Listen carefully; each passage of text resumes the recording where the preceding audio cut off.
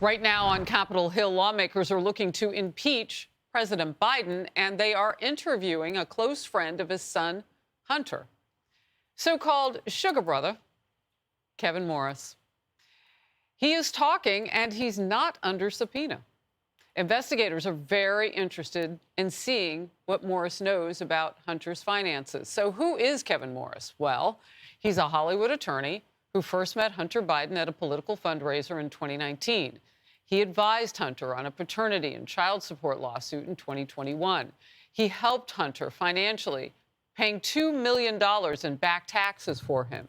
He also took over 10% stake in Hunter's LLC, largely controlled by China, and is currently funding documentaries on Hunter's redemption story. Plus, there are more questions about Hunter Biden's art deals now. Remember when the White House said this? Of course, he has the right to pursue an artistic career, just like any child of a president has the right to pursue a career. But all interactions regarding the selling of art and the setting of prices will be handled by a professional gallerist adhering to the highest industry standards. And any offer out of the normal course would be rejected out of hand. And the gallerist will not share information about buyers or prospective buyers, including their identities with Hunter Biden or the administration. Well, according to testimony from gallerist George Burgess, that agreement was not put in place for months, with the first son knowing the identities of about 70% of the buyers. Fox News contributor Jonathan Turley says, quote, "The ethical claims of the White House proved as abstract as Hunter's art pieces."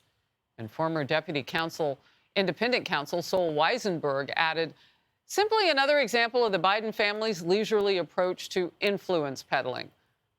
In focus now, South Carolina Republican Congresswoman Nancy Mace, member of the House Oversight Committee and House Armed Services Committee. Great to have you in focus. Your take on where we are in the case against Hunter and how it really fits into impeaching his dad. Right. Well, we have a series of witnesses that will be coming in on the House Oversight Committee to corroborate or verify some of the allegations this entire country has heard, verify the bank records that we're seeing. And this is all part of the impeachment inquiry. If we find out that the president was involved in this, was bribed, part of the money laundering scheme, part of the bribery scheme, et cetera, those are grounds for impeachment, which is why it's really important that we present all of the facts to the American people so that they know the truth and know that we're operating above board here. And the end game for all of this, for Americans who are watching and wondering, well, why the president's son?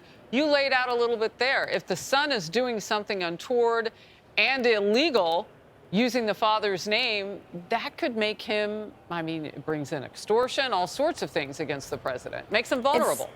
Right, it implicates the president. Let me paint the picture for you. For example, when you started this interview talking about the so-called alleged ethical agreement that was had between the White House and Hunter Biden, and the gallerist said it didn't exist, at least initially. And so this White House has continually had no ethics. They have continually lied every time they've been asked about Hunter Biden's business dealings, lied about China paying the Biden family. Everything that we have alleged has come true here, which is why we need to get to it to the fullest extent of the law.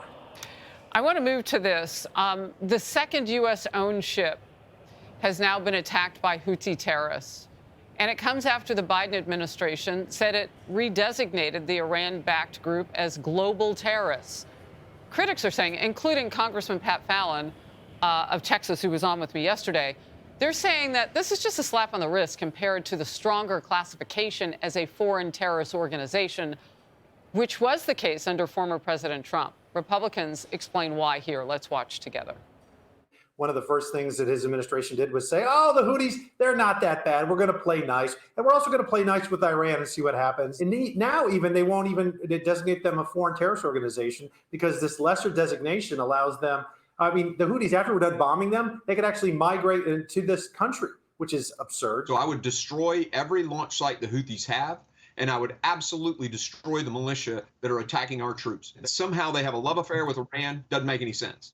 The fears of a wider war in the Middle East are growing. Pakistan launched retaliatory airstrikes in Iran earlier today, reportedly killing 9 people. And that was in response, we're told, to a deadly bombing by Iran this week in Pakistan that killed several people, including children. Look, Congresswoman Mace, it's hard to say that Iran is not on the march here via the people that it pays and trains.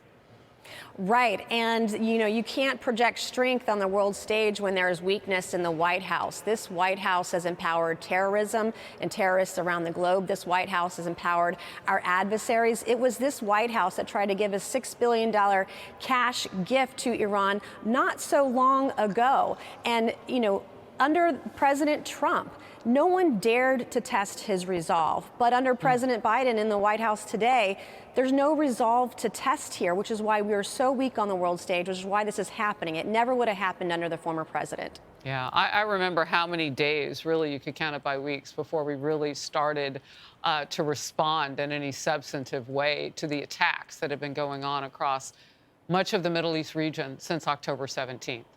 I mean, right. it exactly took right. forever for this administration to even say, oh, look at that, maybe we should hit back in a substantive way. Speaking of how we've been doing things in the military, the Pentagon has promised transparency on its review of the then vanishing Defense Secretary Austin and his secret hospitalization. Watch the Pentagon's press secretary response yesterday to the newly released 911 call from an unknown aide requesting a low-key approach with the ambulance. We're conducting a review. The secretary has publicly come out and taken responsibility in terms of the need to do better in terms of transparency as it relates to his medical treatment. So I'll just leave it there. So this aide on the phone calls in and says, can you just not have the sirens as you get close to the hospital? And then it's recorded, Congresswoman. Yeah, we have protocol for that. And when we're in the streets, we do whatever we want because we have to let the wider community know our vehicles are coming. As we get into a neighborhood, we do get quieter out of respect. So it wasn't even specific to the secretary, but the aide was asking. Right. This is another new low for the Biden administration. This isn't necessarily about Lloyd Austin's health. We want him to be healthy, but this is about our national security. Who was at the wheel while he was under the knife? Because his aides were on vacation. And so someone's got to get fired here. And to date, no one's been held accountable for this mishap. Just real quickly, too, when you first heard this play out and you're on the House Armed Services Committee, so your attention to what's happening with the military is very specific. Yeah. What was your first reaction? And do you feel like you have enough now that you know what was going on? Well, we don't have enough now, but there were bombings happening overseas. Where was our leadership? And if we needed to respond in any way with lethality overseas or anywhere around the globe, who was going to make that call? And so to me, it's a serious lack of leadership, and we're seeing that everywhere in this administration. Just look at the White House and the administration's comments this week on the Houthis and possibly redesignating them if they stop bombing. They're not taken seriously at all when it comes to terrorism or our adversaries around the world. Congresswoman Mace, there is a report that your Democratic challenger, Michael B. Moore, is pushing you into making an endorsement in the Republican primary. First of all, your thoughts on that, and do you plan to make an endorsement? Well, first of all, Harris, you know me well. I don't think anyone can push me around in any way, shape, or form on the Hill or back home in South Carolina. I'm not endorsing anybody today, but I will say this. South Carolina likes Nikki Haley, but they love Donald Trump. And I think you're going to see that take place in South Carolina. And when you win South Carolina, and I think he's going to crush it there, you go on to win the nomination. This is cut and dry. That's the math here. Ron DeSantis also making his push for South Carolina. You didn't mention him, but wanted to give you an opportunity to. Right. And we welcome everyone in the primary in South Carolina. But looking at the numbers, Donald Trump is going to crush it when it comes to February 24th presidential primary. Congresswoman Mace, I appreciate you being in focus. Thank you. Thank you. Hey everyone, I'm Emily Campagno. Catch me and my co-hosts Harris Faulkner and Kaylee McEnany on Outnumbered every weekday at 12 p.m. Eastern, or set your DVR. Also, don't forget to subscribe to the Fox News YouTube page for daily highlights.